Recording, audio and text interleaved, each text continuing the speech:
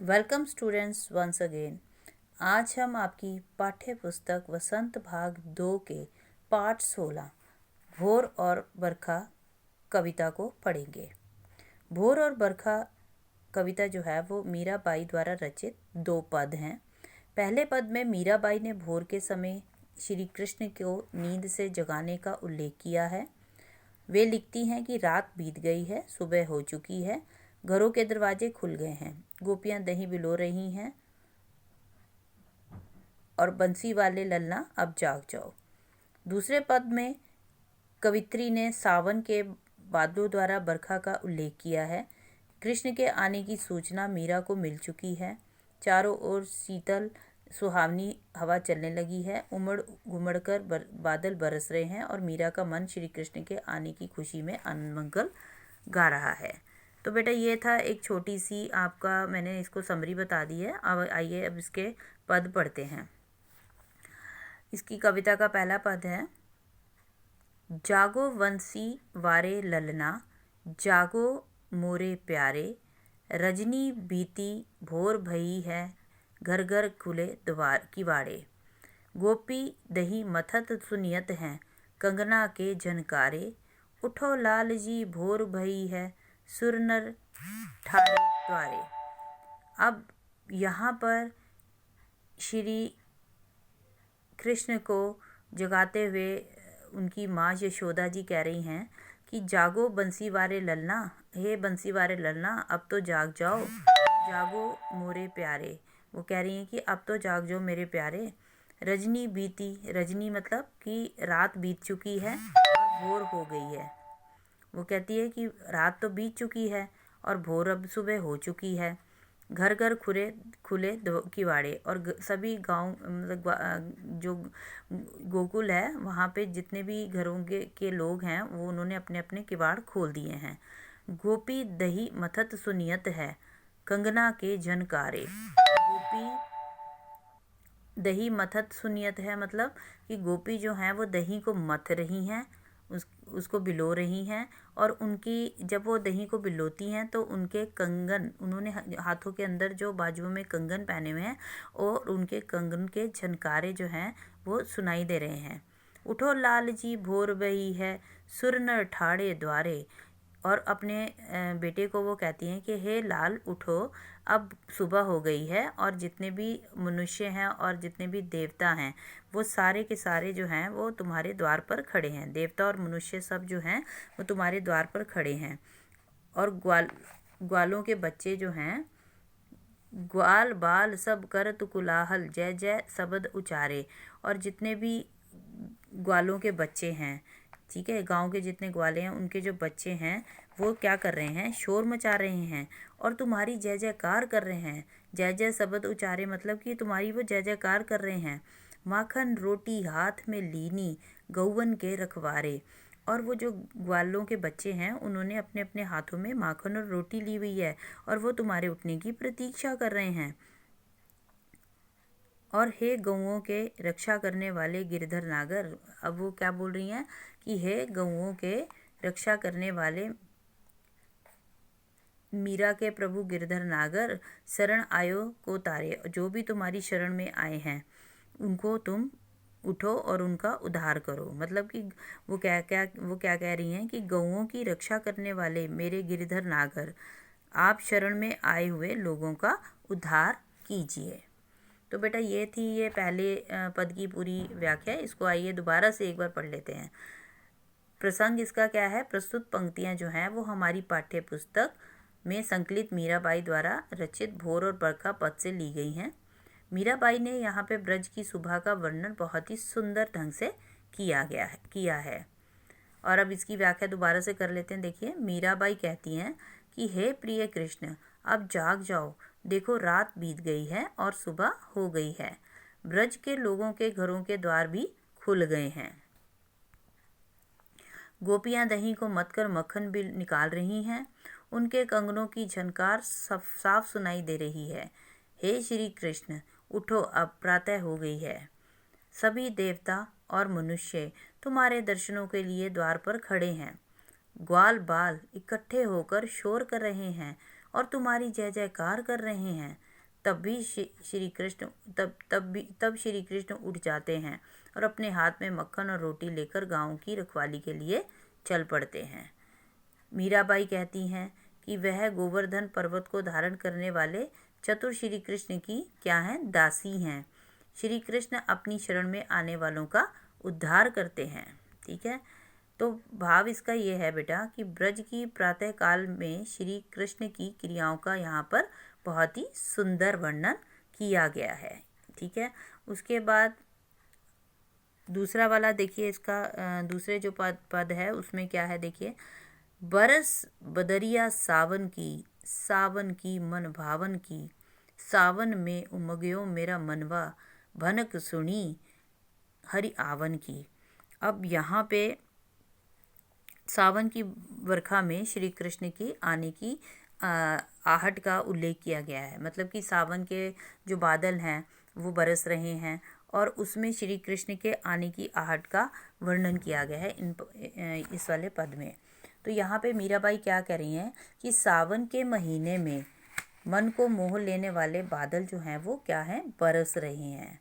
और ऐसे में जब श्री कृष्ण के आने की उस आहट जो है वो मीराबाई के कानों में पड़ती है, तब से उसके मन में उमंग भरी हुई है। तब से क्या हुआ है कि उसके मन में उमंग भरी हुई है। तो यहाँ पे यही कहा गया है, बदरिया का मतलब है बादल, सावन के बादल, सावन की मन भावन की।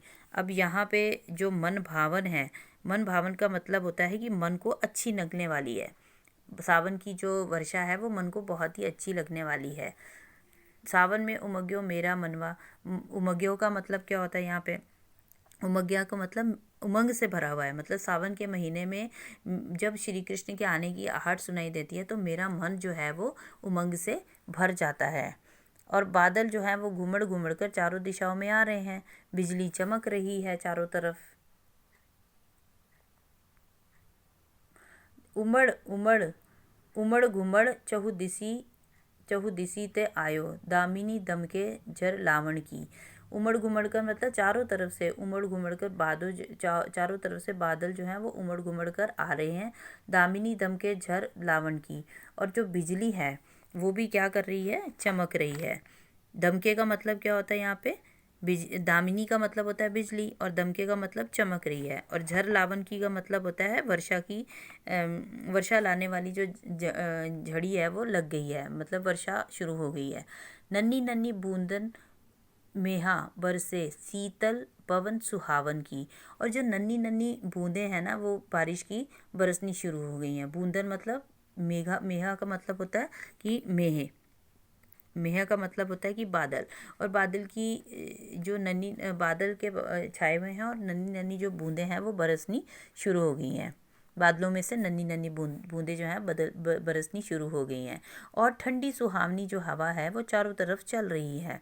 मीराबाई जो है वो क्या कह रही हैं, मीरा के प्रभु गिरधर नागर आनंद मंगल गावण की। और मीराबाई जो है वो अपने प्रभु श्री कृष्ण गोपाल के आने की खुशी में सुखद और मंगल गीत जो है वो गाना गा रही है। ठीक है, तो बेटा ये इसकी व्याख्या एक बार फिर से हम पढ़ लेते हैं। देखिए, प्रस्तुत पंक्तियां जो हैं पाठ्य पुस्तक में संकलित भोर बरखा मीरा के पद से ली गई हैं। ठीक है, मीरा ने वर्षा ऋतु के आगमन पर श्री कृष्ण के आने की संभावना को व्यक्त किया है कि ऐसा उसको लग रहा है कि जैसे श्री कृष्ण जी हैं आ रहे हैं। व्याख्या इसकी देखिए किस प्रकार है, दोबारा से पढ़ लेते हैं इसको। मीरा कहती है कि सावन के बादल बरसने लगे हैं। सावन के ये बादल मन को बहुत अच्छे लगते हैं। मीरा कहती हैं कि जब से उसने सावन में श्री कृष्ण के आने की बात सुनी है तब से उसका मन जो है वो उमंग से भर गया है। मतलब जैसे ही उसने सावन के बादल के उमड़ने पर उसको श्री कृष्ण के आने की आभास होता है तो उसका मन जो है वो उमंग से भर जाता है। चारों बादल जो हैं वो चारों दिशाओं में उमड़ घुमड़ कर बरसने लगे हैं। बीच बीच में बिजली भी चमक रही है, छोटी छोटी बूंदें जो हैं धरती पर पड़ रही हैं और ठंडी सुहावनी हवा भी चल रही है। मीरा कहती है कि उसके प्रभु तो श्री कृष्ण हैं। सावन में उनके आने का समाचार सुनकर उसका मन जो है वो आनंद से भर गया है और वह मंगलमय गीत को गा रही है। अब भाव इसका बेटा ये है कि मीरा ने वर्षा ऋतु का सजीव वर्णन करते हुए श्री कृष्ण के प्रति अपने प्रेम को व्यक्त किया है।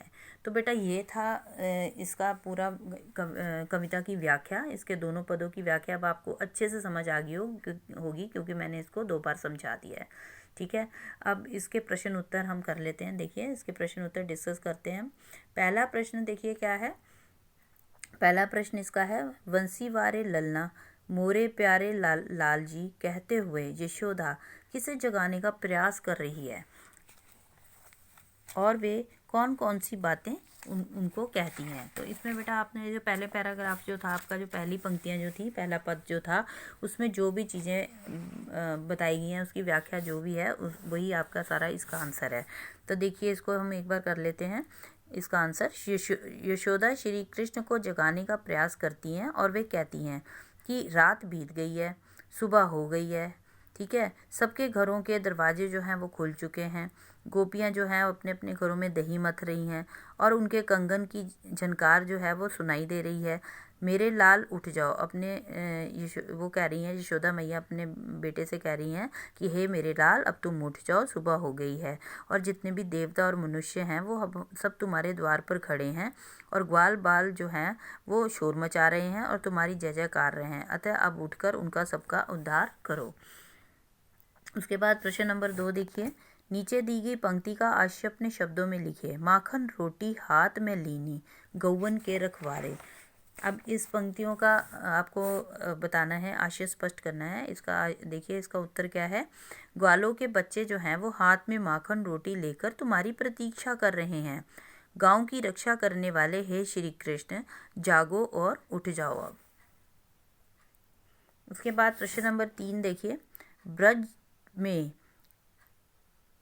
पढ़े हुए पद के आधार पर ब्रज के भोर का वर्णन कीजिए। मतलब कि जो हमने इस कविता में पढ़ा है उस पद के आधार पर ब्रज की भोर का वर्णन आपको करना है। तो ब्रज में वही सेम आएगा जो हमने पहले पद की व्याख्या में किया था कि ब्रज में भोर होते ही घरों के दरवाजे जो हैं वो खुल जाते हैं और गोपियाँ जो हैं वो अपने अपने घरों में दही बिलो रही हैं, मतलब कि मथ रही हैं और उनके कंगन की झनकार जो है वो सुनाई दे रही है चारों तरफ।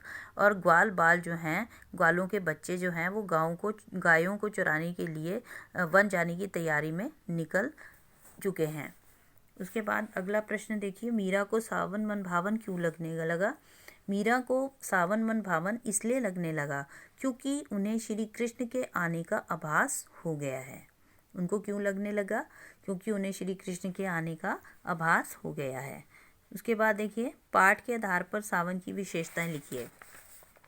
पाठ के आधार पर सावन की विशेषताएं लिखिए। अब इसमें आपने जो सेकंड वाला पद है, आपकी कविता का जो सेकंड पद है उसमें सारी सावन की विशेषताएं बताई गई हैं। ठीक है, सावन में बादल जो हैं वो चारों दिशाओं से उमड़ घुमड़ कर आते हैं, बिजली चमकने लगती है, वर्षा की झड़ी जो है वो लग जाती है और नन्ही नन्ही बूंदें जो है वो बरसने लगती हैं और शीतल हवा जो है बहने लगती है। ये थे इसका आंसर बेटा। ठीक है, अब ये सारे आपके प्रश्न उत्तर हो गए हैं। ठीक है बेटा, अब इन प्रश्न उत्तरों को अच्छे से आपने करके मुझे अपने होमवर्क ग्रुप में भेजना है।